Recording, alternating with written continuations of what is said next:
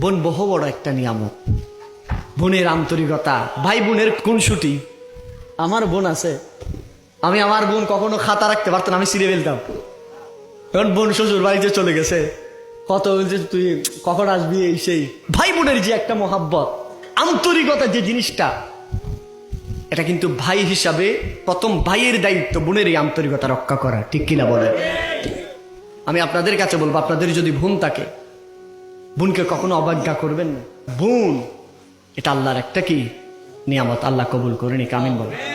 বোন বহু বড় একটা নিয়ামত। বোনের আন্তরিকতা, ভাই বোনের খুনসুটি। আমার বোন আছে, আমি আমার বোন কখনো খাতা রাখতে পারতাম, আমি ছিঁড়ে ফেলতাম।